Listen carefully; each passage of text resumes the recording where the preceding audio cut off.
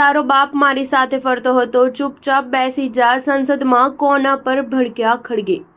રાજ્યસભામાં રાષ્ટ્રપતિના અભિભાષણ પર આભાર પ્રસ્તાવ પર ચર્ચા દરમિયાન કોંગ્રેસ અધ્યક્ષ મલ્લિકાર્જુન ખડગે ભાજપના સાંસદ નીરજ શેખર પર ગુસ્સે થયા હતા. ભાષણની શરૂઆતમાં મલ્લિકાર્જુન ખડગે જણાવ્યું હતું કે જ્યારે ભાજપની સરકાર બની ત્યારે સબકા સાથ સબકા વિકાસનો નારો આપ્યો હતો.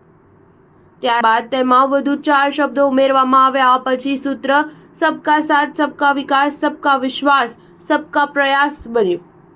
કોંગ્રેસ અધ્યક્ષ મલ્લિકાર્જુન ખડગે જણાવ્યું હતું કે દેશમાં બેરોજગારી વધી રહી છે. વર્ષ 2013માં જ્યારે મોદીજી ગુજરાતના મુખ્યમંત્રી હતા ત્યારે તેઓ કહેતા હતા કે રૂપિયો હોસ્પિટલમાં છે, પરંતુ તે સમયે ડોલર સામે રૂપિયો લગભગ 60 રૂપિયા જેટલો હતો. આ દરમિયાન ભાજપના સાંસદ નીરજ શેખરે કંઈક કહેવાનું શરૂ કર્યું હતું. તેના પર ખડગે ગુસ્સે થયા અને કહ્યું કે હું પણ તારા પિતાનો સાથી હતો, તારો બાપ મારી સાથે ફરતો હતો, ચૂપચાપ બેસી જાઓ. કોંગ્રેસ નેતા મલ્લિકાર્જુન ખડગેનું તે નિવેદન સાંભળીને નીરજ શેખર પણ ગુસ્સે થઈ ગયા હતા અને ગૃહમાં ભારે હોબાળો મચી ગયો હતો.